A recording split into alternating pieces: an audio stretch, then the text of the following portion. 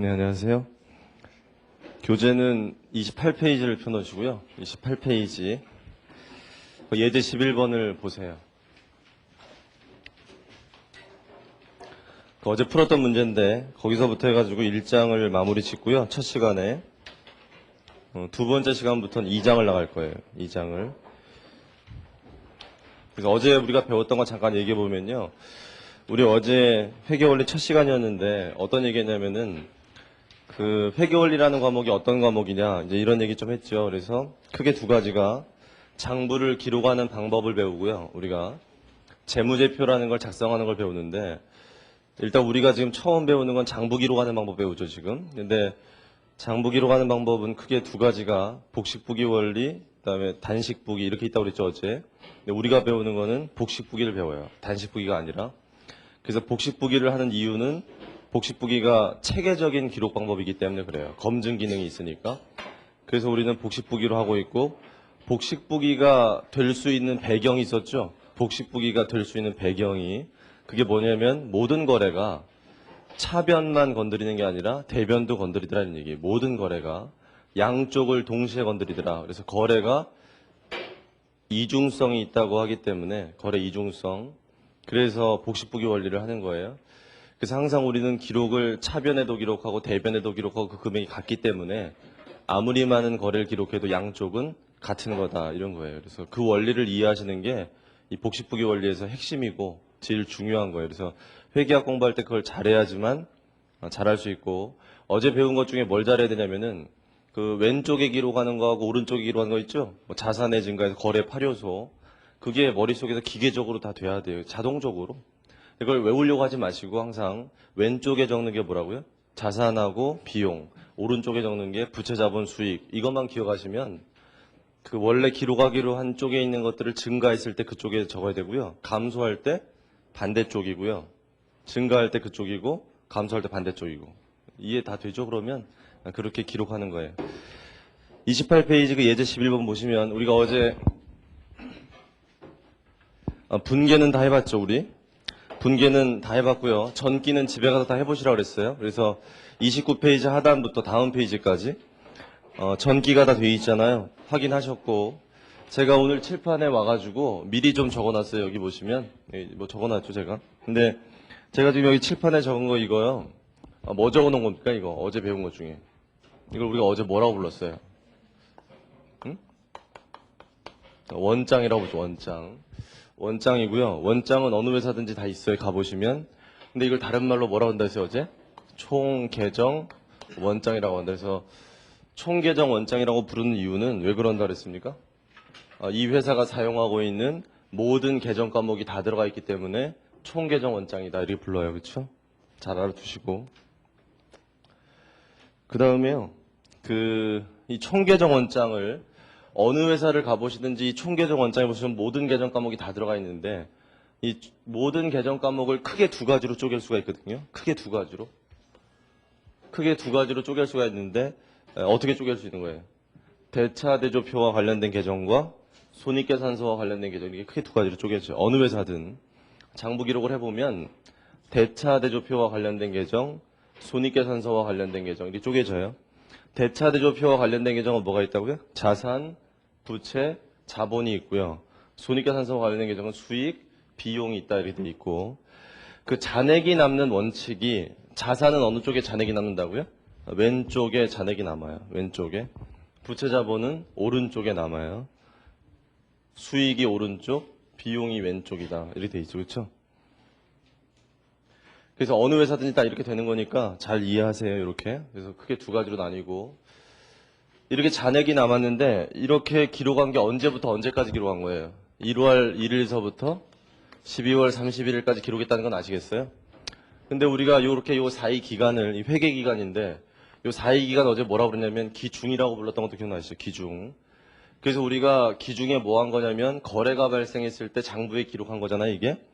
이렇게 우리가 분계장에 분계하고요. 총계정 원장에 전기하는 거 있죠, 이런 거. 이런 걸 우리가 뭐라고 부르냐면 기중의 회계 처리다 이렇게 불러요. 앞으로 알아두세요. 기중의 회계 처리. 그래서 여기까지 한 게 기중의 회계 처리한 거예요. 기중의 회계 처리. 그럼 기중의 회계 처리를 다 하게 되면요. 기중의 회계 처리 다 하게 되면 몇 월 며칠이 된 거예요. 기중의 회계 처리 다 했으면 날짜가 이제 몇 월 며칠 돼 있는 거예요, 지금. 12월 31일 돼 있겠죠, 이 기말. 맞죠? 그럼 기말이 되면 뭐 해줘야 될까요? 거기 책에 보니까 결산이라는 절차를 해야 된다. 이렇게 돼 있어요.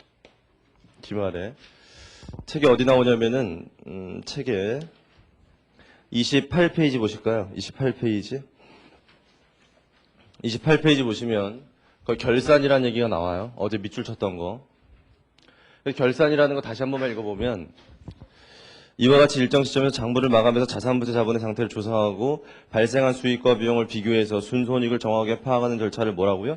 결산이라고 한다. 그랬는데 거기 밑에 바로 보시면 결산은 뭐 순서가 좀 있죠, 보니까. 뭐 1, 2, 3, 4, 5. 거기 써 있는 거 한번 보시고. 그러면 왜 결산을 할까? 뭐 이런 생각을 좀 해봐야죠. 자, 기중에 이제 기록을 했어요. 기중에 기록을 하니까 우리가 기중에 거래가 생겼을 때 기록한 이유가 뭐냐면은 어제 얘기했지만 우리 회계학에서는요, 우리 부기에서는 어떤 거래만 기록한다 그랬죠, 어제? 어떤 거래만? 모든 거래 다 기록하는 게 아니라 어떤 거래만? 부기상의 거래, 뭐 회계 거래 이렇게 얘기하면서 두 가지 요건이 있었죠. 첫 번째가 뭐였어요? 재무 상태가 변화해야 되고 두 번째가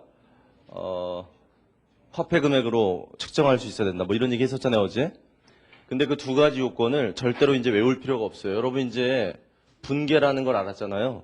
분계라는 거 잘 보시면요. 차변과 대변으로 기록하는 거 우리 해봤잖아요. 근데 분계라는 게 양쪽에 똑같은 금액을 이렇게 적는 거 해봤죠. 그 다음에 차변에요. 차변에 증가하는 걸로 적을 수 있는 게 뭐뭐 있는 거예요. 차변에 증가하는 걸로 적을 수 있는 게 자산과 비용이에요. 이 복식부기가. 감소하는 걸로 적는 게 뭐예요? 부채하고 자본하고 수익이에요. 이쪽에 증가하는 걸로 적는 게 뭐예요? 부채하고 자본하고 수익이고요. 이쪽에 감소하는 걸로 적는 게 자산하고 비용이에요. 회계학에서는요. 지금 제가 칠판에 적은 거 이외에 적을 거 없어요.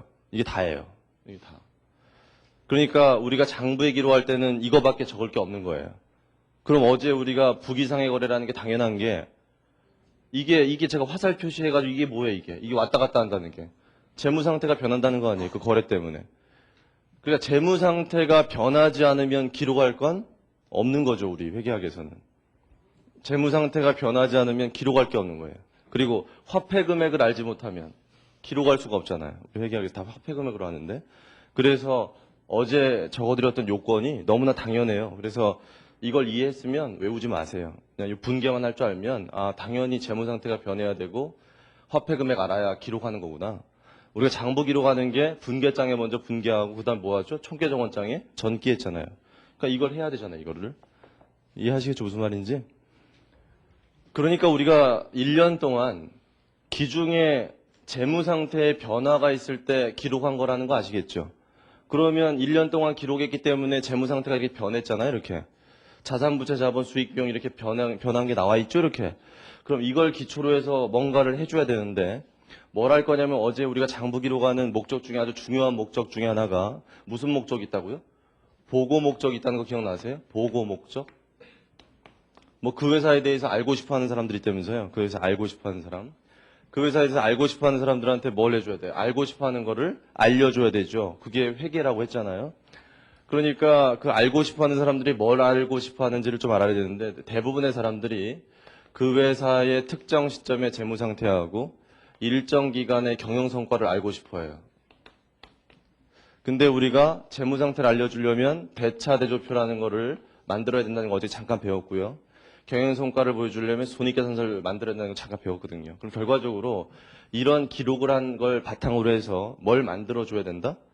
결국 뭘 만들어줘야 돼? 보니까 이걸 만들어야 될 것 같잖아요. 만들어야 그래야 알려줄 거 아니에요. 뭐 하는지 이해하시겠어요? 그래서 기중의 회계 처리가 끝난 다음에 재무제표라는 걸 작성을 해줘야 되는데 거기 결산 절차 책에 있는 거 보세요. 28페이지 보시면 1, 2, 3, 4, 5에서 5번이 뭐라고 돼 있습니까? 1, 2, 3, 4, 5에서 거기 대차대조표와 손익계산 작성한다고 돼 있잖아요. 그게 더 크게 얘기하면은 재무제표 작성이거든요. 이 재무제표 약자인데 Financial Statement예요. 그래서 재무제표라는 거예요. FS라고 쓰는데 Financial Statement, 재무제표인데 이 재무제표에는 어제 몇 가지 있다 그랬어요. 재무제표에는 이 두 가지만 있는 게 아니라 네 가지 있었잖아요. 근데 우리가 일반적으로 처음 배울 때는 이 두 가지만 배우거든요. 나머지 두 가지는 나중에 배우니까. 재무제표 작성한다고 했을 때 중요한 재무제표가 대차대조표와 손익계산서구나. 이렇게 알고 있으면 돼요. 처음에는. 나머지 두 가지는 나중에 하시고. 그러니까 결과적으로 우리가 정보 이용자한테 알려주려고 하니까 얘네 두 가지를 만들어야겠다 이런 생각이 드는 거예요. 언제? 이때 돼가지고 기말에 1년 지나가지고 이해하시겠어요? 뭐 하는지? 그런데 절차가 있대요. 첫 번째가 뭐라고 돼 있어요? 여기 1번이. 수정 전 시산표를 작성한다. 그러면 시산표라는 게 뭔지 좀 알아야 되잖아요. 거기. 그래서 시산표 얘기를 좀 할게요. 별거 아니거든요. 거기 책에 어딜 좀 보시냐면은 30페이지 좀 보세요. 30페이지 펴보시고 거기 중간 밑에 시산표라는 거 있어요. 가로 1번 보시고 시산표의 의의 세 번째 줄 보세요. 이와 같은 원리에서 분계장에 기입된 모든 거래가 모든 분계가 총계정 원장에 정확히 전기된 걸 확인하기 위해서 작성하는 표를 시산표라고 한다 이렇게 돼 있는데 이 시산표는요. 약자를 더 이해하시는 게 좋아요. 별로 어렵지 않기 때문에. TB라고 돼 있죠. TB. 뭐라고 돼 있습니까? 여기. 트라이얼 밸런스예요. 그 밸런스가 맞는지 시도해 본다 뭐 이런 얘기예요. 그럼 회계학에서 밸런스라는 게 뭐겠습니까? 회계학의 밸런스라는 게 우린 대차가 일치해야죠. 대차가. 복식부기 원리가 양쪽이 같아야 되잖아요. 보니까. 그러니까 시산표라는 거는 이제까지 기록한 계정 과목들을 뭐 해보는 거예요? 그냥 집계해보는 거죠. 전체 계정 과목. 어제 배웠던 계정 집계표랑 똑같아요. 그냥 계정을 다 집계해서 양쪽에 합계를 내요. 차변 대변에. 그럼 양쪽이 어때야 돼요? 같아야죠. 그래야지만 잘 된 거죠, 이게. 만약에 같지 않다면 뭔가 잘못한 거죠, 우리가? 그걸 확인하는 절차일 뿐이에요. 수정전 시산표. 내가 기중의 회계 처리를 잘했느냐, 뭐에 따라서, 복식부기 원리에 따라 잘했느냐, 확인하는 거예요. 수정전 시산표. 됐죠? 별거 아니라는 거 알겠죠?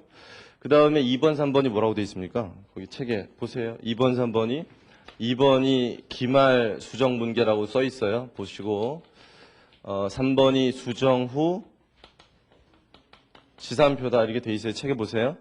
근데 이 두 가지는요. 중요한 건데 요게 중요해요. 요 2번이 기말 수정 분계가 굉장히 중요한 거거든요. 우리 공부할 때. 굉장히 중요한 건데 요거를 2장에서 배울 거예요. 2장. 아직 안 배웠어요. 그래서 1장에서는 이걸 안 해요. 건너뛰고요. 바로 1로 갈 거예요. 얘네들을 2장에서 할 거거든요. 조금 있다가 오늘 예습하고 오라 그랬는데 오늘은 요거에서 바로 1로 갈게요. 일단 1장은. 그래서 얘네는 조금 이따 생략. 1로 바로 가니까 여기 뭐라고 써 있어요? 4번은. 장부 마감이라고 써 있죠, 여기. 그럼 이제 잘 보세요. 시산표를 좀 확인해 봐요. 거기 책에 30페이지 보니까 31페이지 보시면 합계 시산표 나와 있죠. 어제 봤죠? 넘기시고 잔액 시산표 보시면 32페이지에 있고요. 거기 합계 잔액 시산표도 봤고요. 34페이지 보시면 잔액 시산표가 차변, 대변 구분된 것도 어제 봤죠? 지금부터 제가 그 잔액 시산표 보시고요. 시간을 드릴 테니까 뭐 하시냐면은 그 잔액 시산표를 가지고요. 대차대조표와 손익계산서 만들어 보세요. 연습장에다가 지금. 요 시산표를 보시고 요 대차대조표와 손익계산서를 만드시는데 연습장에다가 별로 어렵지 않으니까 제가 해보라고 하는 거예요. 어떻게 하시면 되냐면은 손익계산서 양식하고요. 대차대조표 양식을 그리세요. 이렇게. 연습장에다 2개 그리세요. 그린 다음에 날짜를 적으세요. 날짜 며칠이에요? 2000X1년 말. 그 다음에 회사 이름이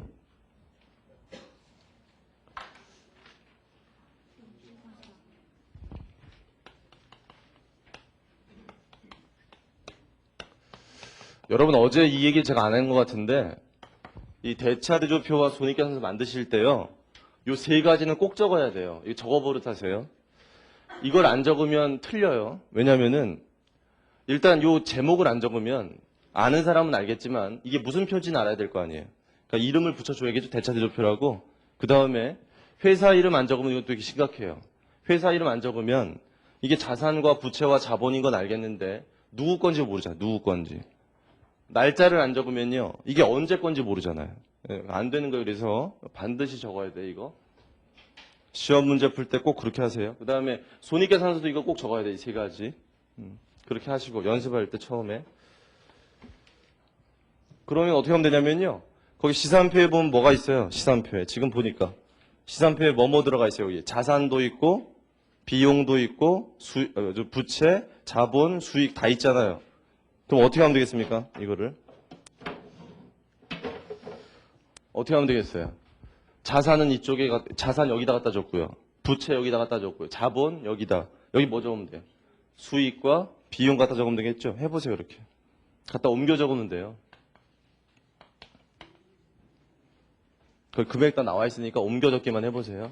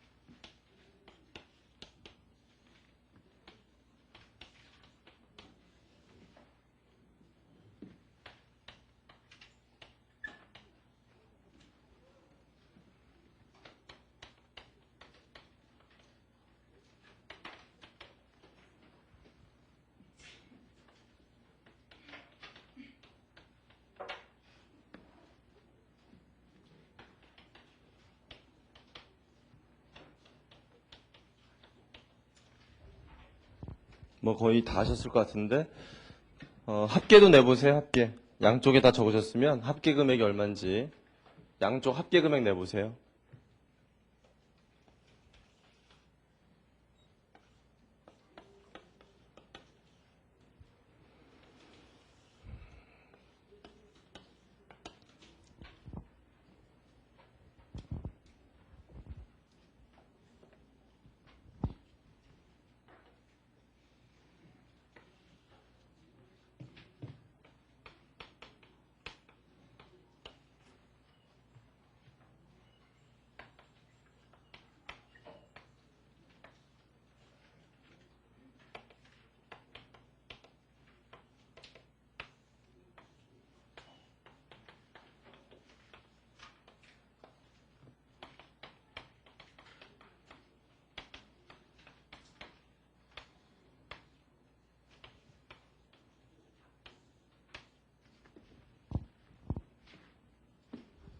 자, 다 하셨죠? 합계 내보시면 잘 이제 보세요.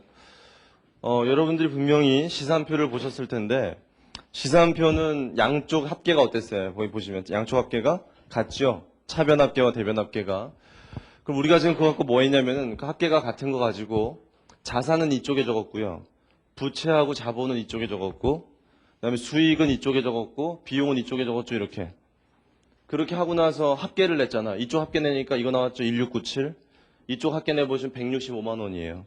이쪽 합계 내니까 8만 5천 원이고 이쪽 합계 내면 3만 8천 원이에요. 그래서 여러분이 분명히 똑같았었는데 양쪽이 그걸 우린 단순히 찢었잖아. 이렇게. 이쪽은 자산부채 자본, 이쪽 수익비용. 그냥 찢은 것 뿐인데, 찢으니까 양쪽이 달라지죠, 합계가. 이상하잖아요? 근데 잘 보면은요, 이쪽은 차변이 더 크죠? 빼보면 얼마만큼 더 크냐면은 47,000원만큼 더 커요, 이쪽이. 이쪽 이렇게 빼보면 이쪽이 얼마 더 커요? 47,000원만큼 커요. 그럼 다시 이걸 합친다고 생각해 보세요. 차변은 차변대로, 대변은 대변대로 합치면 양쪽이 어떻게 됐어요? 같아지겠죠, 또. 그래서 그 시산표는 당연히 똑같은 거고요. 모든 계정 과목이 다 들어가 있기 때문에 대차 대조표를 구성하는 것과 손익계산서를 구성하는 걸로 이렇게 쪼개게 되면요. 이렇게 달라지게 되는 게 당연한 회사예요. 대부분의 회사들이 다 그래요. 다. 이 찢었는데도 양쪽이 같다. 찢었더니 양쪽이 그냥 같더라. 그런 회사가 뭐라고요, 어제? 장사를 똔똔한 거예요. 그러니까 이익이 제로인 회사. 아니 이게 자산부채 자본 수익 비용이 합쳐졌을 때 같잖아요, 거기. 근데 수익 비용을 찢어냈는데 이렇게 수익 비용이 같다는 거 아니에요? 수익 비용이 같다. 찢었는데 같다는 얘기는 그럼 뭐라고요? 장사를 했는데 이익이 제로다 이런 얘기, 제로다. 그런 회사가 그런 거예요. 근데 그런 회사 거의 없다 그랬죠? 그러니까 찢으면 어떻게 해요? 찢으면 달라지는 거예요, 이렇게. 희한한 게 아니라. 합치면요. 다시 같은 거고요. 별거 아니에요, 그러니까. 우리가 기록할 때는 모든 계정 과목을 다 같이 기록하다가 기말에 결산하면서 양쪽으로 재무 정보를 이렇게 쪼개는 거거든요. 대차대조표, 손익계산서. 그렇게 보니까 양쪽의 합계 금액이 차이가 나게 되는데 그러면 차이 나는 금액은 어떻다고요? 같잖아요. 보니까 이쪽도 47,000원 이쪽이 더 크고 이쪽도 47,000원 이쪽이 더 크거든요. 그럼 우리가 어제 손익계산서 배웠잖아요. 손익계산서에서 수익이 더 큰 거 배웠죠. 그러면 양쪽을 똑같이 만드는 게 손익계산서 등식이라면서요, 어제. 등식을 하려면 양쪽을 똑같이 만들어야 되니까 이쪽에다 뭐 더 적어야겠죠. 얼마? 47,000원 더 적어야 똑같아지겠고 이걸 어제 뭐라 불렀어요? 당기 순이익이라고 불렀잖아요. 이렇게. 그래서 수익, 비용 더하기 이익은 수익이다 이렇게 얘기했잖아요. 이건 별로 어렵지가 않죠. 지금 이게. 근데 이제 이쪽이 어려워요. 이쪽을 잘 생각해 보니까 이쪽도 같게 만들어야 되잖아요. 우리 대차 대조표도 등식이었죠. 어제. 등식이니까 얘도 자산과 부채 자본 더하면 같아야죠. 이렇게. 근데 지금 다르잖아요. 얼마가 여기 들어가야 같아져요? 47,000원이 들어가야 같아지는데 이 47,000원이라는 게 바로 이 당기 순이익이죠. 이게 똑같은 거. 그럼 이쪽에도 이거 47,000원 적으면 양쪽 같아지는데 그럼 보세요. 47,000원 적었다고 가정하고요. 그럼 다시 이걸 더해봐요. 다시 더하면 차변, 대변이 얼마씩 과대돼 있어요. 47,000원씩 과대됐겠죠? 합치고 놓으면. 그럼 이걸 상기할 수 있죠? 반대쪽에 있는 거니까. 그럼 뭐처럼 바뀌어요 또? 시산표처럼 바뀌죠 또. 찢으니까 당기순이익이 나타나게 되고 그런 거거든요. 그래서 여기 들어가는 당기순이익과 여기 나타나는 당기순이익은 같아야 되는 거예요. 이렇게 원리가. 근데 이제 여러분이 이제 뭘 이해해야 되냐면 그러면 손익계산서에 나타나는 이 당기순이익 47,000원이 어떻게 대차대조표로 이렇게 들어가느냐 이걸 이해해야죠. 이 47,000원이 똑같은 47,000원이 대차대조표의 대변으로 가잖아요. 보니까 이 자본 쪽으로 가 있잖아요. 보니까 이렇게 이게 어떤 과정을 통해서 이렇게 가느냐 이걸 이해할 수 있거든요. 배우면 그걸 이해하려면 이 마감이라는 걸 이해해야 돼. 마감, 장부 마감, 장부 마감이라는 걸 이해하면 그걸 이해할 수 있거든요. 그래서 지금부터 이거 하려고 하는 건데 지금까지 한 거 정리하고 장부 마감할게요. 우리가 지금까지 뭐 했냐면은 우리가 기중의 회계 처리를 하고 나니까 뭐가 만들어졌어요? 기중의 회계 처리 다 하고 나니까 시산표라는 게 만들어져. 시산표 기말에 시산표를 만들고 나니까 양쪽은 똑같은데 그걸 가지고 뭘 만들어 봤어요? 대차대조표와 손익계산서를 찢어보니까 뭐만큼 차이가 난다고요? 당기순이익만큼 차이가 나는구나. 이걸 첫 번째로 좀 알고 계시고 마감을 좀 보겠습니다. 책 어디 보시냐면은 35페이지 보세요. 35페이지 보면 장부 마감이라고 되어 있는데 거기 첫 번째 가로 1번이 손익계산서 개정의 마감이라고 되어 있고 손익계산서 개정의 마감. 그 다음에 38페이지인가요? 38페이지 보시면 대차대조표 개정의 마감 이렇게 되어 있어요. 거기를 좀 설명할 거예요. 그래서 여러분들이 이 장부 마감이라고 하는 걸 지금 배울 건데 이 장부 마감. 요 장부 마감할 때 장부 있잖아요. 어제 장부가 두 가지가 있었죠, 우리. 주요 장부가 있었고 보조 장부가 있었는데 주요 장부가 뭐예요? 총계정 원장하고 분계장이죠. 근데 여기 마감한다고 하는 표현할 때 이 장부는 이 총계정 원장을 생각하시는 게 좋아요. 원장을 마감한다. 근데 이 원장을 마감한다는 게 뭐냐면은 지금 우리가 이 칠판에 적은 거 이거 있죠, 이거 어느 회계년도 장부예요? 책에서 이 장부가 몇 년도 장부예요? 2000X 1년 장부예요. 2000X 1년. 어떤 사람들 공부하다가 왜 연도에다가 X자 붙였는지 질문도 하고 서로 토론도 하고 뭐 그러던데 절대로 그러지 마시고 별거 아니고요. 책 개정하기 귀찮아서 연도를 매년 바꾸기 그렇잖아요. 그래서 그냥 X자 쓰는 거예요. 여기다가 매년 써먹으려고 그렇게 하는 거니까 2000X 1년인데 2000X 1년 1년 동안 이렇게 기록했잖아요. 우리가. 근데 2000X 1년이 지금 끝났죠. 2000X 1년이 끝났으면 몇 년이 되겠어요? 이제 2000X 2년이 될 거 아니에요. 그럼 2000X 2년도 당연히 1월 1일서부터 장사할 거 아닙니까? 계속 이렇게 거래가 있을 거고. 그럼 2000X 2년에도 당연히 장부 기록할 거 아니에요. 그러면 이 회사가 똑같은 장사를 계속 하고 있다면 작년에 발생했던 계정 과목들이 그대로 나오겠죠. 대부분. 회사가 계속 장사를 똑같이 하는 거기 때문에 작년에 나온 계정 과목들이 대부분 똑같이 나올 거 아니에요. 그러니까 저기 옆에 적어놓은 계정 과목들이 여기도 다 적어야 되거든요. 원래.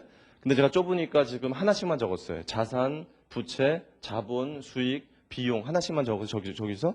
그럼 이런 어떤 다양한 계정 과목이 전년도에 있던 게 여기도 다 있겠다는 건 아시겠어요? 그러면 2000년에도 이런 게 있어야 기록을 할 거 아닙니까? 우리가 똑같이. 근데 기록을 할 건데 중요한 건 뭐냐면 전년도에 저 장부를 보니까 전년도 장부에 현금이 잔액이 있잖아요. 보니까 잔액이. 우리가 지금 이 칠판에 적어놓은 게 뭘 적어놓은 거예요? 이쪽 보시면 이 현금이라는 계정 과목에 차변 합계와 대변 합계를 적어놨죠. 이렇게. 그러니까 차변이 더 크죠. 잔액은 차변 잔액이죠. 매출 채권이 얼마예요? 25만 원만큼 차변 잔액이 더 크죠. 상품은 5만 원만큼 차변이 크고요. 부채나 차입금은 대변이 크고요. 수익은 대변 잔액 이렇게 돼 있잖아요. 그렇죠? 근데 이런 잔액들이 2001년 동안 기록이 된 거 아닙니까? 근데 이제 이 장부를 어떻게 하려고 그러죠? 2001년도 장부를 이제 없애려고 해요. 왜냐하면 여러분 집에서도 가계부 쓸 때 1년 동안 가계부 썼으면 다음 연도 가계부는 그 다음 연도 걸로 이렇게 넘기지 전년도 걸 계속 쓰지 않잖아요. 그러니까 이걸 다음 연도로 넘기려고 하는 거예요.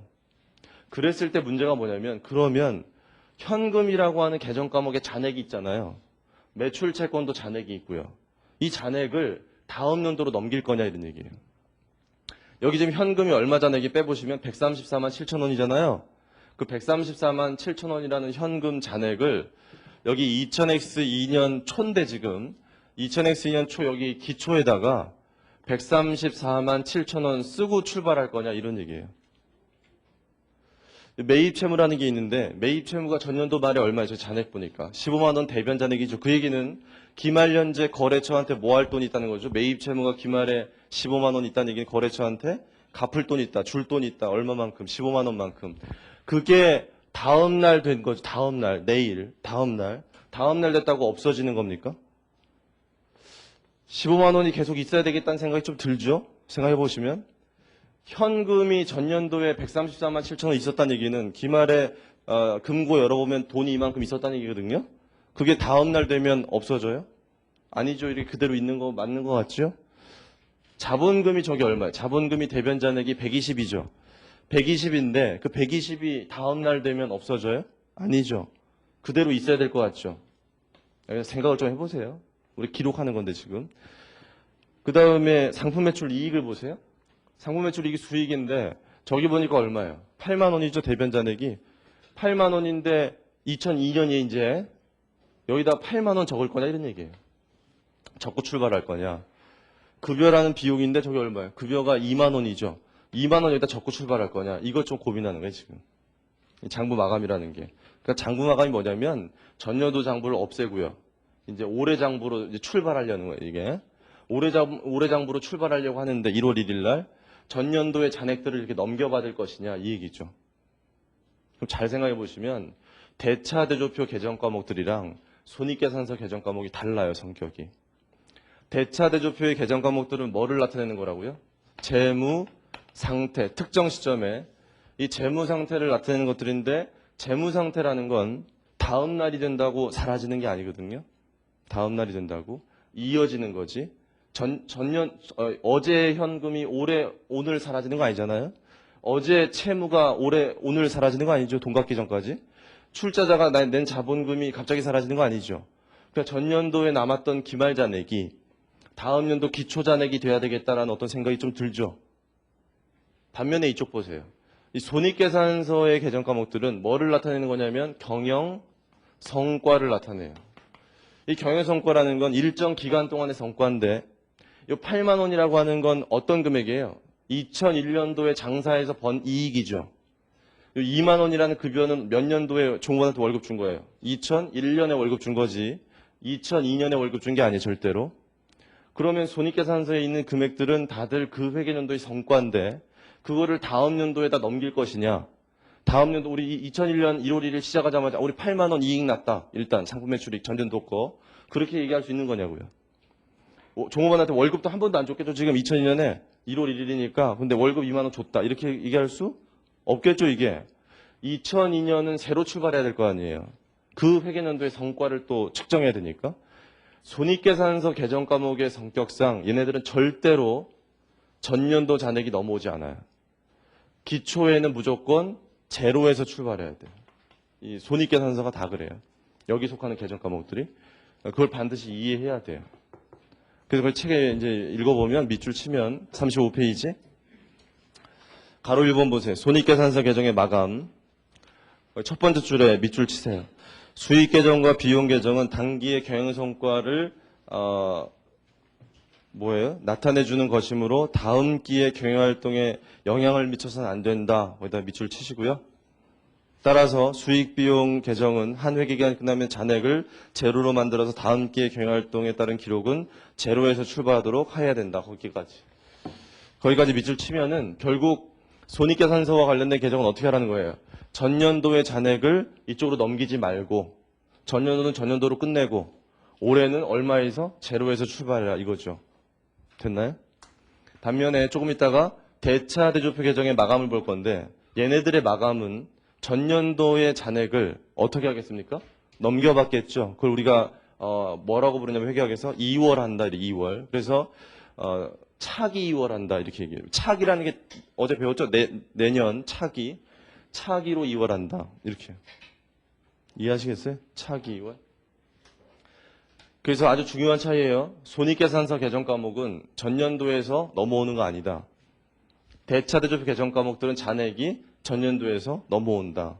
이 차이를 꼭 이해하셔야 돼요. 그래서 장부를 마감하는 방법이 대차대조표 계정과 손익계산서 계정이 달라요.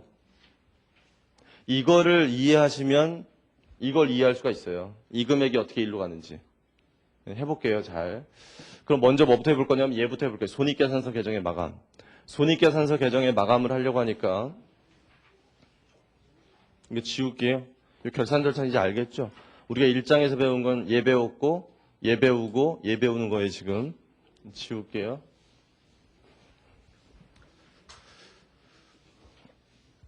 그러면 얘 보세요. 우리가 지금 뭐 할 거냐면 2001년도에 이런 잔액들이 있대요. 얘네들이 다 어디 속하는 거예요, 지금?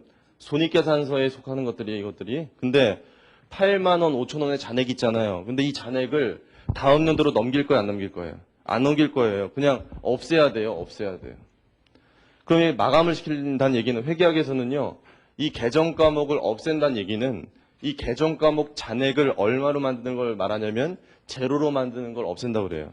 이 계정의 잔액을 0으로 만들어버리면 그게 계정 마감했다. 이렇게 얘기해요, 회계학에서. 그럼 얘가 지금 어느 쪽이 더 커요? 대변이 8만 원만큼 더 크잖아요, 지금 보니까. 맞아요? 그럼 대변이 8만 원만큼 크니까 얘가 마감시키려면 양쪽을 똑같이 만들어야 마감되겠죠. 양쪽이 똑같아져야 얼마가 되는 거예요? 잔액이. 제로가 되는 거죠, 제로가. 잔액이. 그럼 얘를 마감시키려고 하니까 어느 쪽에 적어야 마감이 돼요? 왼쪽에 적어야 마감되죠? 차변에. 여기다 8만 원 적어야 마감되잖아요. 대변이니까, 잔액이. 그럼 우리 복식부기 원리니까 복식부기 원리는 차변에 한번 적었으면 어디도 반드시 적어야 돼요. 대변에도 한번 적어야죠, 우리. 그게 복식부기예요. 그래서 우리가 기말에 장부 마감하는 분계를 해드릴게요. 책에 나와 있는데. 손익계산서 계정 마감하는 거예요, 지금. 얘 마감할 거예요, 상품 매출 이익. 그러면 얘를 마감하려고 하니까 그럼 이게 T계정에 전기할 거 아니에요? 전기를 하려면 뭐부터 해줘야 돼요? 전기 하려면. 전기하려면 분계부터 해야 되죠. 분계를 한 다음에 전기하는 거 아니에요. 분계한 다음에. 그러면 보세요, 잘. 상품 매출 이익 계정 어디다 적을 거라고요? 어느 쪽에? 어느 쪽에 지금? 차변, 왼쪽. 그러니까 분계할 때 어느 쪽에 적어야 돼? 이쪽에 적어야죠. 여기다 이름 뭐라고 써야 돼? 상품 매출 이익. 얼마 적으면 돼? 금액은? 8만 원. 이렇게 적어야죠. 마감할 거예요. 여기까지 분계라고 나면 또 질문을 해요. 저한테 와서. 상품 매출 이익이 수익이라고 배웠는데 선생님 어제 수익은 대변에 적는다고 배웠는데요. 차변에 적네요. 왜 그런 거죠? 이해할 수가 없는데. 이렇게 또 질문하는데 수익을 대변에 적는 건 언제 대변에 적는 거예요? 수익이 발생했을 때, 증가할 때 대변이죠. 수익이. 이거는 기말에 지금 수익을 증가시키는 게 아니에요. 수익은 이미 기록이 돼 있죠. 기중에 기록해서. 그 기록되어 있는 금액을 어떻게 할까요? 마감하기 위해서 수익을 어떻게 하는 거예요? 감소시키는 거라고 생각하시면 돼요. 마감. 감소시키려면 어느 쪽에 적어야 돼요? 차변에 적어야죠. 반대쪽에. 됐어요? 그렇게 한 다음에 반대쪽에다가 우리 복식부이니까 얼마 적어야 돼요? 8만 원 적어야죠. 이렇게 양쪽에 똑같이. 그럼 여기 적는 계정 과목이 뭐가 있어야 되잖아요. 근데 수익 계정을 마감한 다음에 다른 데 갖다 적을 데가 없잖아요, 지금. 그래서 손익을 집합시킨다는 계정 과목을 하나 만들어야 돼요, 기말에. 손익을 집합시키는 계정 과목. 그걸 이름을 뭐라고 붙였어요, 책에 보니까. 집합 손익이라고 붙였어요, 집합 손익. 별것도 아니고. 가장 이해하기 쉬우라고 만든 이름이에요, 집합 손익. 그러면 이분계를 하고 나면 어떤 계정 과목을 그려야 됩니까, 우리가? 집합 손익이랑 계정을 그려야죠, T 계정을. 이거 전개하려면. 그러니까 집합 손익이랑 계정 과목은 언제 생기는 거예요? 기말에 생기는 거예요, 이렇게. 결산할 때. 됐어요? 잘 보세요. 마감하는 거예요, 마감. 이 분기했죠? 전기 해볼게요, 전기. 어제 전기라는 게 명령이라고 그랬죠. 상품 매출 이익이라는 계정 과목 어디에? 차변에. 얼마 적으라고요? 8만 원. 집합 손익이랑 계정 과목 어디에? 대변에. 얼마? 8만 원. 적으라는 거예요. 갖다 적어볼게요. 여기다 얼마 적으면 돼요? 8만 원. 아니 그렇게 그냥 하는 거 전기? 그럼 집합 손익 계정 어디다? 대변에다가 얼마? 8만 원. 이렇게 됐어요?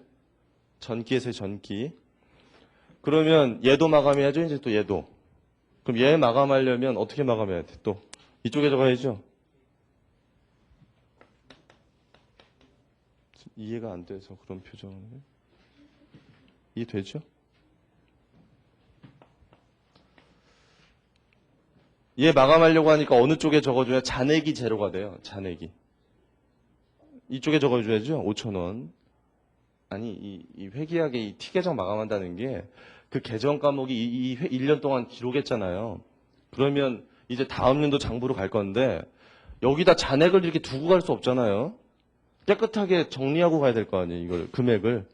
근데 우리가 잔액을 제로로 정리한다는 게 우리는 회계학에서 깨끗하게 정리하는 거거든요. 그럼 잔액을 제로로 하려니까 대변 잔액인 것들은 차변에 적어서 제로 만들어야 될 거 아니에요. 그렇게 하는 과정이에요. 그렇게 하면서 그 잔액을 어디다 모은다고요? 집합손익이라는 계정 과목에 모으는 것 뿐이라니까요. 어떻게 되는지. 그러면 수수료 수익은 또 어디다 적어야 돼요? 차변에 수수료 수익 얼마 적으면 돼요? 5,000원. 그럼 복식부기니까 대변에 이렇게 적어야 되죠? 집합손익의 이름은. 이렇게 한 다음에 전기할게요. 수수료 수익 계정 어디에? 차변에 얼마 적어요? 5,000원 적어요. 그럼 잔액이 얼마 됐어요? 제로. 마감된 거예요, 마감. 그러면 집합손익 계정 어디에? 대변에 5,000원. 그래서 여기서 하나 깨달을 수 있는 게 이 회사가 아무리 많은 수익 계정이 있다 하더라도 수익 계정을 마감하면 항상 그 잔액은 어디로 오겠어요? 집합손익 대변으로 오죠. 대변으로. 당연히. 당연히 대변 잔액들이었기 때문에 마감시키고 나면 대변으로 올 거 아니에요. 대변으로. 모든 수익이. 알겠어요? 그게 원리예요. 원리. 이상한 게 아니라. 비용을 해볼게요. 비용. 급여가 있잖아요. 급여 마감할 건데 급여 마감하려고 하니까 어느 쪽에 적어야 돼요? 급여 계정 어느 쪽에? 대변이죠? 대변에 적어야 마감되잖아요. 그럼 대변이에요? 대변에 적고 얼마? 2만 원. 복식북이니까 반대쪽에도 적어요. 여기다 뭐 이름 알아야 되잖아요. 뭐겠어요? 집합손익이에요, 집합손익. 여기다가 다 모으려고. 그럼 전기할게요. 급여 계정 어느 쪽에? 대변에 얼마? 2만 원 적으라고. 양쪽 똑같이 만든 거예요. 제로. 집합손익 계정 어디에? 대변에 2만 원. 별거 아니죠, 지금 하는 거? 나머지 비용 계정들 다 마감하면요. 이 분개해야 되는데 이거랑 분개가 어떻게 되세요? 똑같겠죠? 여기 들어가는 거 똑같고 여기만 바퀴가 이름이 안 해도 되겠죠? 책에 다 있는데 안 할게요. 전기만 할게요. 분개 다 해야 되는데 여러분이 하세요. 그럼 여기 얼마예요? 10,000원 들어갈 거고 여기 얼마 들어가요? 5,000원 들어갈 거고 여기 얼마 들어가요? 3,000원 들어갈 거고 그러면 저금액들이 또 어디? 여기 10,000원 들어갈 거고 5,000원 들어갈 거고 3,000원 들어갈 거고 그래서 아무리 많은 비용 계정이 있다 하더라도 깨우세요. 아무리 많은 비용 계정이 있다 하더라도 비용 계정을 마감하면 다 어디로 온다 잔액이? 차변으로 오죠. 당연히. 이게 원리예요. 원리고 집합손익이라는 계정을 마감해서 이렇게 다 모아봤더니 여기 수익과 비용이 모이죠. 집합손익이 수익과 비용이 모이는 계정 과목이 기말에 그럼 모였거든요. 이걸 잘 보세요. 이 모양이 우리가 아까 저기서 만들었던 뭐랑 똑같아요. 이 모양이 아까 저기서 만들었던 손익계산서랑 모양이 똑같죠. 손익계산서에도 수익과 비용이 저렇게 들어가 있잖아요. 우리가 만들어봤는데. 그러니까 집합손익이라는 것과 이것과 이 손익계산서라는 건 똑같은 거구나. 이걸 이제 여러분이 확인할 수 있죠. 해보니까. 그건 너무나 당연한 거예요. 왜냐하면 손익계산서란 재무제표도 어떻게 만드는 거예요? 수익과 비용을 모으는 거죠. 집합손익이라는 계정 과목도 어떻게 하는 거예요? 수익과 비용을 모으는 거잖아요. 잔액을. 그러니까 당연히 똑같을 수밖에 없어요. 근데 손익계산서와 집합손익이 같다고 생각하시면 안 돼요. 왜냐하면 얘는 뭐예요? 얘는 재무제표예요. 재무제표. 정보 이용자한테 보여줄 양식이에요. 재무제표. 집합손익은 뭐예요? 이거는 총계정 원장에 들어가는 계정 과목이에요. 장부에 적히는 회사 장부상에 나타나는 계정 과목일 뿐이고 쟤는 뭐라고요? 재무제표라니까요. 재무제표. 무슨 말인지 아시겠어요? 아니 이 총계정 원장이 뭐예요? 총계정 원장이 회사가 거래 기록하는 장부잖아요. 장부. 그 장부상에 나타나는 계정 과목일 뿐이고 쟤는 뭐라고요? 재무제표라니까. 재무제표. 정보 이용자한테 보여주는 거. 이 집합손익 계정을 우리가 정보 이용자한테 보여주지 않아요. 정보 이용자한테 저렇게 양식 만들어서 보여줘요. 이렇게. 아무튼 이게 똑같아요. 쟤랑 모양은. 그러면 얘도 당연히 보세요. 어느 쪽이 더 크겠어요? 얘가 어느 쪽이? 이쪽이 더 크죠. 당연히. 수익이 더 크잖아요. 그럼 수익이 더 크기 때문에 뭐가 생긴 거예요? 단기 순이익이 생겼죠. 중요한 얘기인데 잘 들으세요. 이 집합손익도 손익계정이죠. 손익계정. 손익계정이다 보니까 얘가 다음 연도로 넘길 수가 없어요. 얘도. 이 집합손익이나 계정 과목을 바로 다음 연도로 못 넘겨요. 다음 연도 장부로. 그럼 얘도 잔액이 지금 어느 쪽 잔액이에요? 대변 잔액이지. 대변 잔액. 대변이 더 크잖아요. 지금. 그럼 얘도 어떻게 해버려야 돼요? 장부를 깨끗하게 정리하려면. 마감을 시켜야 돼. 마감을. 얘도. 집합손익도. 얘도 마감을 시키려고 하니까 양쪽을 똑같이 만들어야 돼. 잔액 제로. 잔액을 제로로 하려면. 그럼 어디다 적어야 제로가 돼요? 어디다 적어야 제로가 되냐면 이쪽에 적어야 제로가 돼서 차변에. 그럼 얘 차변에 적으려고 하는데 지금 여기가 중요한 거예요. 지금 오늘 첫 시간의 핵심이에요. 오늘 1교시. 여기에 뭘 적어야 되는데 적으려고 하니까 뭘 해야 적을 수 있어요? 분개를 해야 될 거 아니에요. 분개. 분개를 해야 전기하는 거 아니에요. 우리 순서가. 분개를 할 건데 어느 계정 과목이에요? 지금 집합손익이죠. 이게. 집합손익이랑 계정 과목 어느 쪽이에요? 차변. 차변이니까 왜 차변에 적어야죠. 집합손익. 이 분개 되게 중요한 거예요. 제가 노란색으로 하는 거. 반드시 이해해야 돼요. 집합손익이라는 계정 과목 어디다가? 차변에 적어야죠. 얼마만큼? 금액은 얼마예요? 47,000원 적어야지. 그래야 얘가 마감되죠. 이렇게. 이렇게. 맞아요? 그럼 복식북이니까 반대쪽에 적어야죠. 복식북이. 우리 항상 양쪽에 똑같이 적어요. 우리 회계학 복식북이 공부하면서요. 한쪽만 기록하고 끝나는 건 없어요. 항상 양쪽에 똑같이 적어요. 그럼 여기다 뭔가 이름을 써야 되잖아요. 맞죠? 대변에. 근데 여기에 적을 손익계산서 계정 과목은 이제 있어요? 없어요? 없죠. 다 없앴잖아요. 손익계산서 관련 다. 손익계산서 관련된 거 이제 없어요. 집합손익이 마지막이었어요. 마지막으로 다 모았는데 얘도 마감해버렸잖아요. 그럼 여기 손익계산서 쓸 수 있어요, 없어요? 절대로 못 쓰죠? 아니, 쓸 게 없다니까요. 손익계산서는. 그럼 뭘 쓸 수밖에 없어요? 아니, 그럼 뭘 써야 돼요? 대차, 대조표와 관련된 계정 써야 될 거 아니에요. 요 47,000원. 요게 바로 당기순이익이죠. 요 당기순이익이라는 금액이 대차, 대조표 계정, 대변으로 가는 순간이에요. 대변. 수익과 비용 계정을 다 마감시키니까 뭐가 생겼어요? 당기순이익이 생겼죠. 그 당기순이익을 마감해서 어디로 보낸다고요? 대차, 대조표 계정으로 보내요. 그러니까 대차, 대조표라는 곳에 원래 자본금은 120만 원밖에 없었는데 여기 대변이잖아요. 대변에 얼마가 들어가겠어요? 저기서 47,000원이 들어가겠죠. 47,000원이 들어가면 대차, 대조표의 차대변이 어떻게 되게 돼요? 정확하게 맞게 되겠죠. 그럼 얘가 같아질 거 아니에요. 그 순간이 이게 그 순간. 잘 보세요. 여기에 들어가는 계정 과목이 원칙적으로 나중에 배우시면 뭐가 정답이냐면 이익잉여금이라는 게 있어요. 안 배웠죠 아직. 아는 사람도 있을 텐데. 이익잉여금이 맞아요. 당기순이익이기 때문에. 근데 아직 우리가 이거 안 배웠기 때문에 1장에서만 이 계정 과목 이름을 자본금으로 했어요. 1장만 그런 거예요. 1장만. 2장부터는 그렇게 안 해 이제. 원칙대로 하는데. 왜냐면 여기 써볼 게 자본금밖에 없어서 제일 만만한 게. 하여튼 이 자본금은 어디 속하는 거예요? 자본금은. 대차, 대조표에 속하는 거죠. 잘 보세요. 그러면 전 기업 볼 테니까. 집합손익 계정 어느 쪽에? 차변에 적었죠. 마감시켰죠. 자본금 계정 어디다 적으라고요? 대변에 적은 거 대변에 얼마? 47,000원. 갖다 적을게 저기. 여기다 얼마 적으면 돼요? 여기다 47,000원이 적으면 돼요. 그렇게 하니까 자본금이 얼마로 바뀌었어요? 124만7천원으로 바뀌었죠.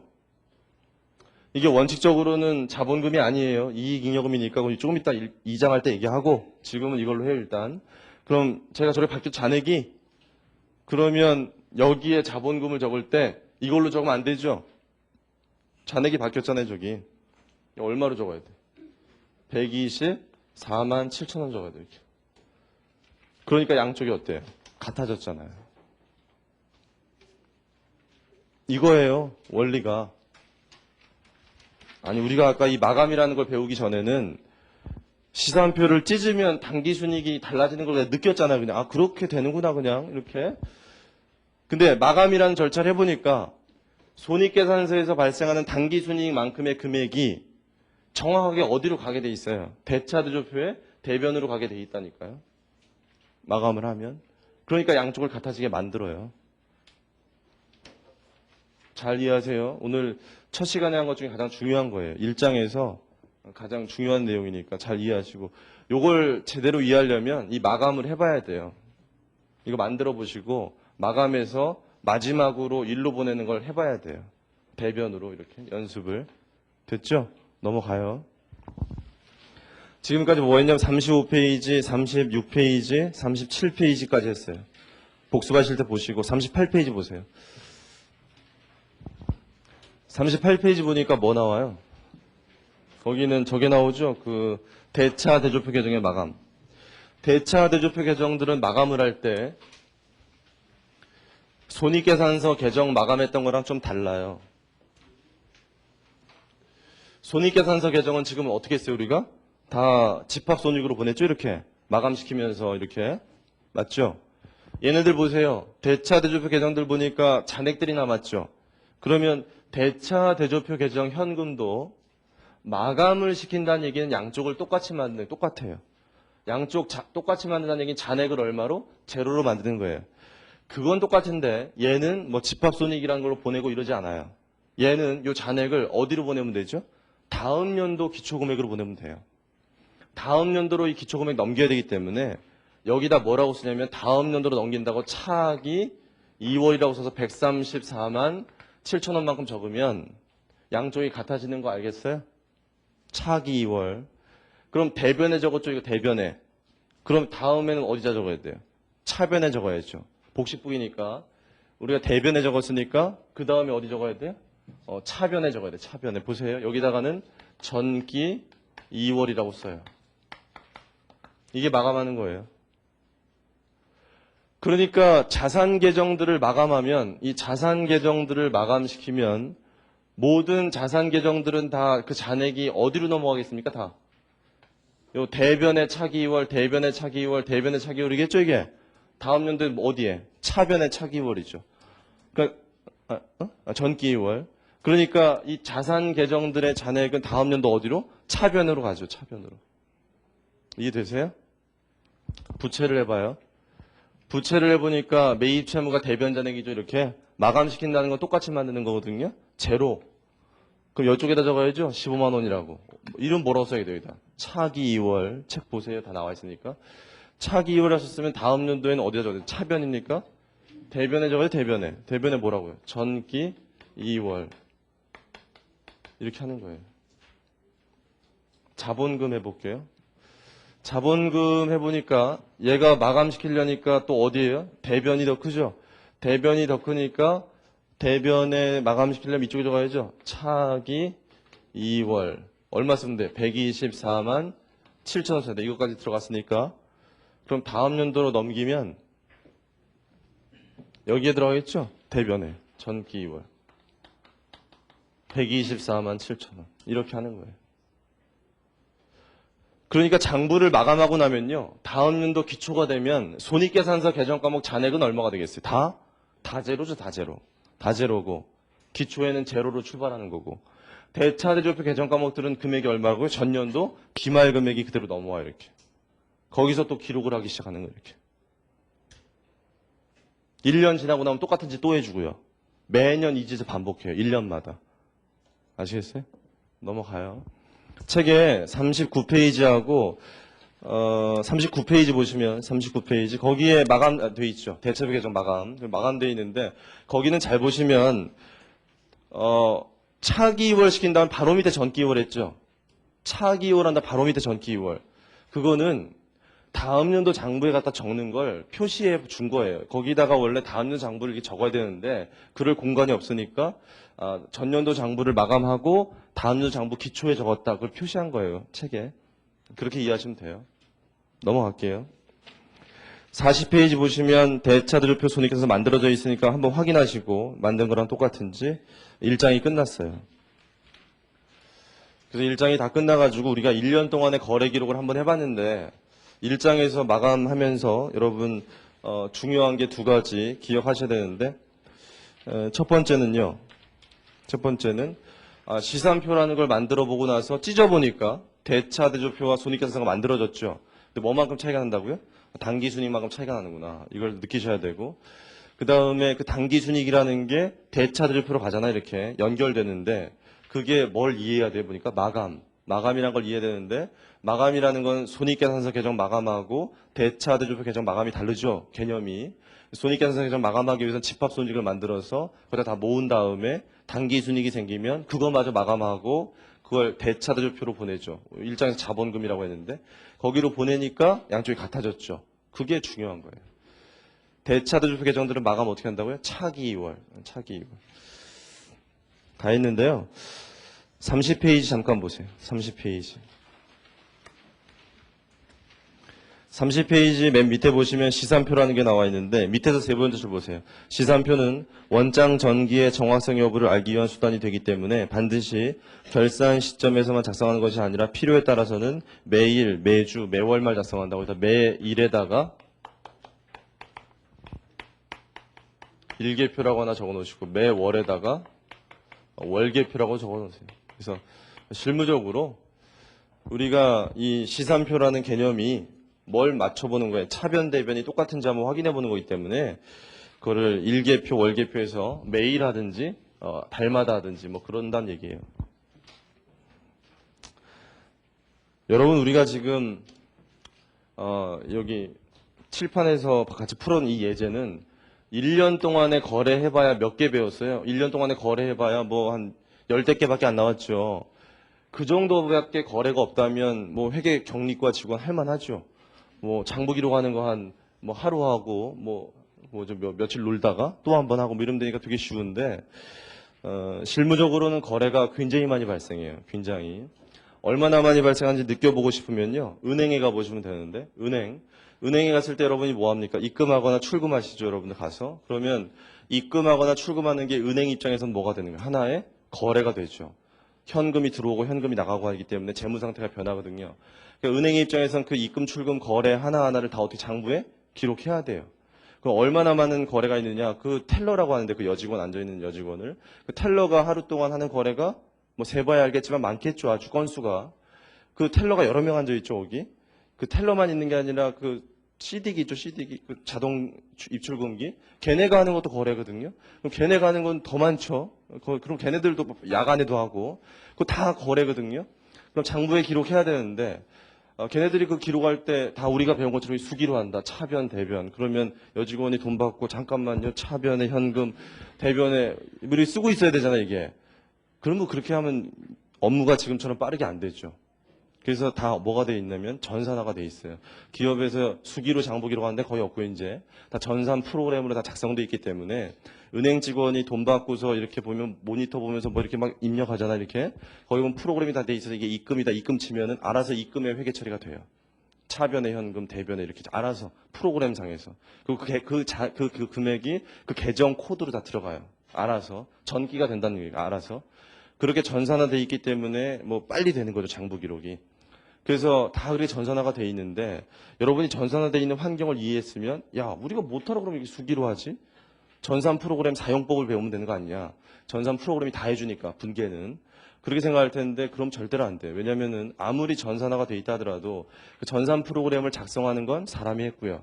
그 논리를 이해한 것도 사람이고 당연히 그 프로그램의 결과 출력물이 나온 걸 분석해야 되는 것도 사람이고요. 입력이 잘못됐을 때 확인해야 되는 것도 사람이고 아무리 전산이 다 해준다고 해도 그거를 관리하는 사람이 논리를 이해하지 못하면 관리 못하는 거죠. 그래서 여러분들이 전산이 회계 처리는 하지만 여러분 공부할 때는 다 뭐로 해봐야 돼요? 수기로 해봐야 돼요. 손으로 다 써봐야 돼요. 그래서 은행에서 하루에 그 많은 거래가 일어나도 항상 무슨 원리에 따라서 복식부기 원리에 따라서 기록이 되기 때문에 항상 차대변은 일치하죠. 모든 거래가 다 기록했을 때. 그래서 은행은요 매일 확인해요. 매일 그날의 거래가 기록된 게 이상이 없느냐 이걸 매일 확인해요. 일개표. 그런 거예요. 넘어가시고 45페이지 보세요. 여러분 그 42페이지에 익히 문제 있는데 그 익히 문제는 혼자 읽어보시면 돼요. 그냥 복습하시면서. 안 읽어봐도 큰 문제 없고요. 45페이지 보시면 연습 문제가 있는데 같이 해요. 연습 문제 1번 부기상의 거래. 복습하는 거예요. 연습 문제. 연습 문제 풀고 잠깐 쉴 거예요. 자, 복습해요. 자, 부기상의 거래. 우리 회계는요, 모든 거래를 장부에 기록하지 않는다. 어떤 거래만 기록한다고요? 재무 상태가 변해야 되고요. 화폐 금액을 알아야 돼요. 잘 생각하시고. 몇 개만 해봐요. 가로 3번. 상품을 90만 원에 주문했다. 어때요? 기록해요, 안 해요? 안 하죠? 그 밑에 홍수로 10만 원의 상품이 유실됐다. 기록해야죠. 맨 밑에 7번. 건물을 구입하기로 계약을 체결했다. 이것도 안 하죠. 그런 것들을 잘 이해하세요. 46페이지 문제 2번에 거래의 기록이 나오는데 뭐 하는 문제겠어요? 거래 기록하라고 하니까. 응? 뭐 하는 거예요? 분개해야죠. 지금 하시는데 그거 다 하려면 시간 너무 많이 걸리니까 여러분들 그 회계학 공부 처음 하시는 분들 이거 다 해봐야 돼요. 지겹더라도 다 해봐야 되는데 지금은 8월 9일자 8월 9일자, 8월 13일자, 아니 8월 15일자. 그 두 개만 해보세요. 8월 9일자하고 8월 15일자. 이 두 개만 해보세요. 지금.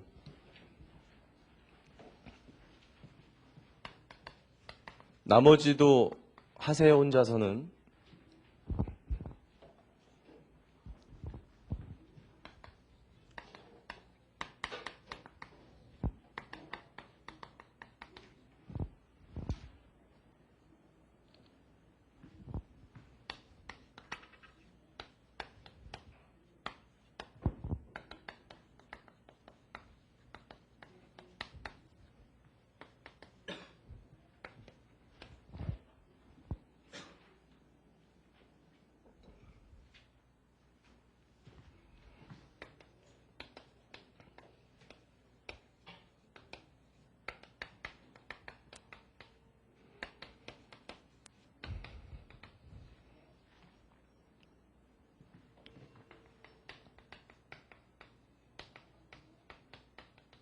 자, 다 하셨죠? 별로 어렵지 않아서. 같이 보세요. 자, 분석해 보시면 뭐예요, 이거? 자산의 증가.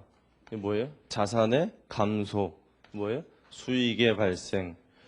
자산의 증가, 자산의 감소, 수익의 발생. 다 아시겠죠, 이제? 이거와 이거의 차이점 뭐예요? 얘는 물건 팔 때 바로 현금 받았고요.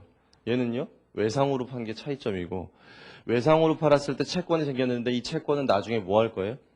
현금 받겠죠? 그럼 현금 받을 때 가서 매출 채권 없어지고 현금 들어오겠죠? 그러니까 현금 판매하면 당장 현금 들어오는 거고, 외상으로 팔면 나중에 현금 들어오는 거고, 뭐 그런 거예요. 넘어가고, 전기는 여러분이 해보세요. 47페이지, 48페이지 전기 되어 있는 거 여러분이 해보시고, 48페이지 보시면 문제 3번에 시산표의 작성이라고 되어 있는데 안 해보셔도 큰 문제는 없어요. 근데 시산표 만들면 양쪽이 어때야 돼요? 같아야죠. 넘기세요. 50페이지 보시면 문제 4번 있는데 또 기록하는 거죠. 6월 1일자하고 6월 3일자 해보세요. 6월 1일자하고 6월 3일자를 지금 해보세요. 6월 1일, 6월 3일.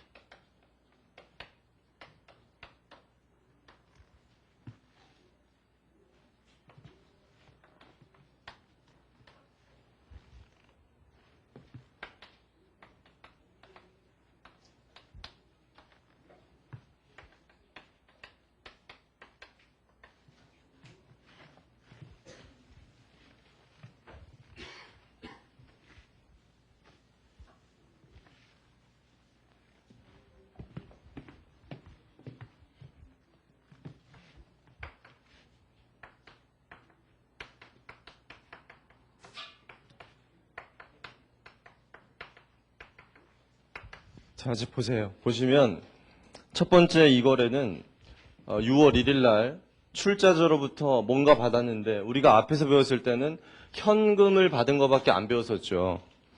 그래서 우리가 나중에 여러분 공부를 계속해 보시면 10장을 배울 텐데 우리가 10장에 가서 보면은 출자를 한다는 것이 현금을 출자하는 게 있고 현물을 출자하는 게 있어요. 10장 가서 배울 건데 뭐냐면은 회사를 설립하는 사람이 그 회사에다가 현금을 줄 수도 있고요.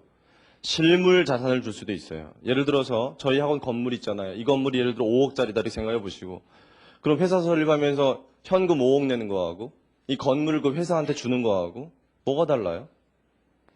5억 주는 거 똑같죠? 아니 회사에다가 5억 내는 거하고 현금으로 건물을 5억짜리 주는 거하고 똑같은 거 아니에요. 그렇죠? 그래서 현금을 내는 걸 현금 출자라고 하고요. 현물, 이게 실물 자산 내는 거예요. 건물 같은 거. 예금까지는 현금으로 봐요. 그리고 건물 같은 걸 내는 걸 현물 출자. 기계장치 같은 것도 있고요.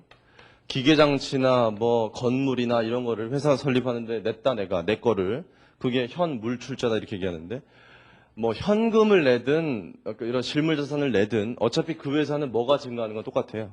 자산이 증가하는 건 똑같죠. 자산이 증가하는 거고요. 그만큼 자본이 증가하면 돼요. 자본이. 그래서 나중에 배울 거니까 이 정도 연습하시고 넘어가요. 6월 3일 날 이 거래는 이렇게 하지 말라고 이렇게 해드린 거예요. 거기 잘 보시면 예금을 현금으로 찾아서 그 돈을 갖다 주고 나머지 외상하고 상품 샀다 이렇게 돼 있거든요. 그럼 자세히 분석하면 은행 예금이나 자산의 감소, 현금이나 자산의 증가, 그거에 또 자산의 감소, 또 부채의 증가, 자산의 증가거든요. 근데 현금 같은 날 바로 은행돈 찾아서 줬는데 그걸 이렇게 기록할 필요 없겠죠. 그래서 책에 있는 것처럼 하시면 된다고요. 이렇게 하지 마세요. 넘어가요. 전기는 여러분이 하시고 51페이지 밑에 시장표 작성은 여러분이 보세요. 53페이지에 문제 6번 보시고 그 문제 6번은요. 뭐가 주어져 있습니까? 문제 6번 잘 보시면. 거기 주어진 자료가 뭐예요? 문제 6번에 주어진 자료는 총계정 원장이죠. 총계정 원장. 총계정 원장이 주어져 있는데 이미 거래 기록이 다 돼 있죠. 근데 뭐 하라는 거냐면 그 거래가 어떤 거래였는지 추정해보라는 얘기예요. 그러니까 우리가 이제까지 한 걸 거꾸로 가보는 거죠. 거꾸로. 그런 연습을 하는 게 여러분 좋아요. 공부하실 때 도움이 되니까. 연습해보시는데 그 현금이라는 계정 과목이 있고 자본금이라는 계정 과목이 있죠. 그럼 거기다 적혀 있는 거 잠깐 보시면 5월 3일 날 자본금이라고 써 있고 얼마라고 돼 있습니까? 자본금 70 이렇게 돼 있어요. 그럼 많은 사람들이 또 저한테 와서 이걸 질문해요. 뭐라고 질문하냐면은 선생님 제가 이걸 배울 때 자본금은 대변에 적는 거라고 배웠는데 자본금을 차변에 적어서 이상해요. 이렇게 질문을 해요. 그리고 현금은 자산이라서 차변에 적는 거라고 배웠는데 대변에 적어서 왜 그런지 잘 모르겠다고 이렇게 질문을 해요. 처음 한 사람 다 그렇게 하는데 이거는 그런 게 아니에요. 뭐냐면 여기에 자본금이라고 쓴 거, 날짜 쓴 거는 안 적어도 되는 거예요. 여기 70만 원이라고 쓴 건 분명히 어느 계정 과목에 적은 거예요. 현금이라는 계정 과목에 적은 거예요. 현금 T 계정. 현금 T 계정이 어느 쪽에 적은 거예요? 차변에 적어줘, 차변에. 현금에 적은 거라고, 현금에. 근데 이걸 안 적어도 되는 건데 이걸 안 적었다고 생각해보세요. 안 적었으면 이 70만 원이 분명히 현금이 증가한 건 맞죠? 근데 왜 증가했는지 모르죠? 날짜도 모르죠? 이걸 적어 놓으면 이 상대편 계정 과목인데 날짜하고 내가 언제 뭐 때문에 증가했는지 알 수 있잖아요. 아, 이게 자본금 받은 거구나. 현금. 맞아요? 아니, 혼동되면 안 적어도 된다니까. 안 적어도 되는 건데 확인하기 위해서. 그래서 실무적으로는 다 적거든요, 이렇게. 공부할 때 안 적어도 돼요, 나중에는. 얘도 똑같아요. 그러니까 얘 안 적어도 되는데 뭐 자본금 증가죠? 자본금 대변. 반대 계정이 현금이다. 이거 표시한 것 뿐이에요. 5월 3일자 거래는 뭐겠습니까? 5월 3일자 거래는 현금 70만 원 출자 받았다 이거겠죠? 5월 11일자 거래 해보세요, 지금. 5월 11일자에 어떤 거래가 있는지 한번 추정해 보세요. 5월 11일.